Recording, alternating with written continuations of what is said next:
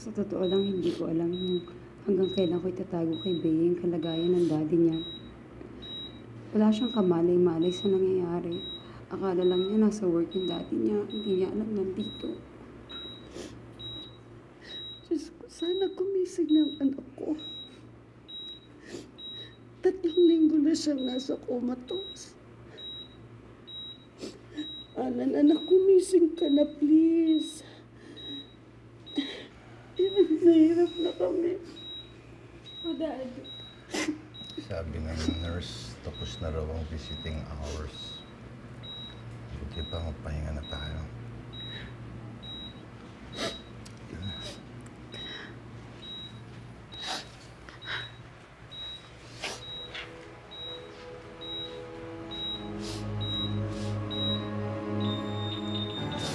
Mami, Daddy! Si Kuya! Ha? Ano nangyari? Alan? Ano nangyari? Alan! Kuya? Ako? Dok, nasa ng mga doktor? Bakit naiiwan siya doon? Alan! Nurse! Dok, ano nangyayari? Nurses, assist!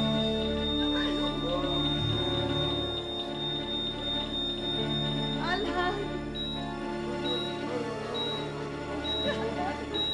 Alan, ako! Hindi! Kailangan ako ng anak ko! Sandali lang ho. Inaayos namin lahat. Alan! Sino kayo? Anak, si Mami ako! Si Mami ako, anak! Anak! Anak,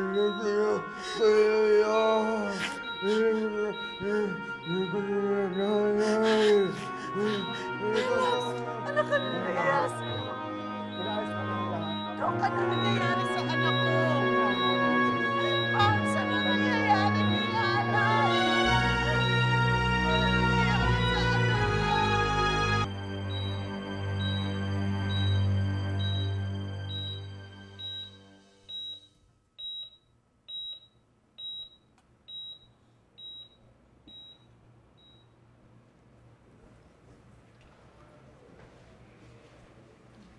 Kinailangan namin bigyan ng tranquilizer ang pasyente para hindi niya saktan ang sarili niya.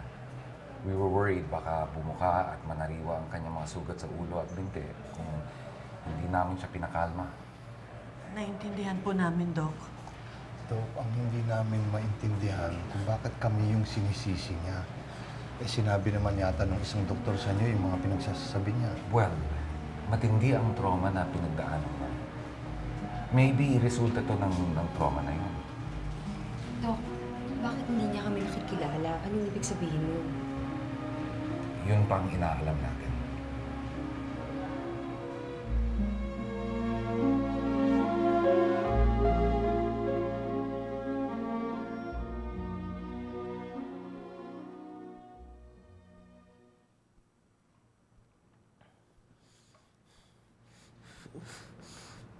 Sino ka ba?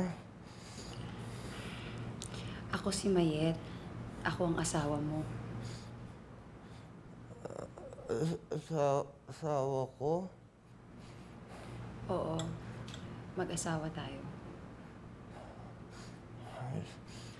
Wala naman ako asawa.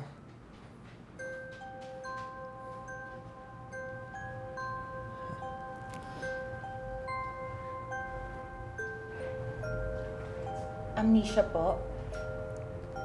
Akala ko sa pelikula lang yun eh. Traumatic amnesia na dulot ng head injuries ang nangyayari kay Alan.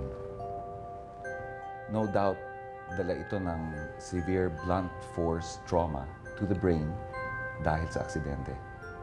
Ibig sabihin, Dok, wala siyang naaalala sa mga nakaraan niya.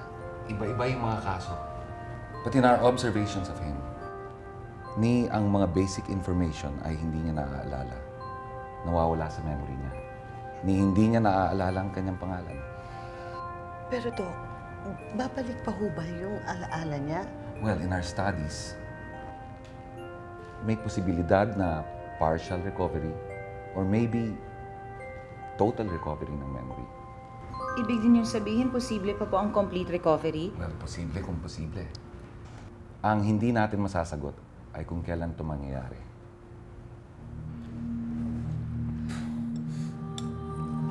Bakit mo ko naalagaan?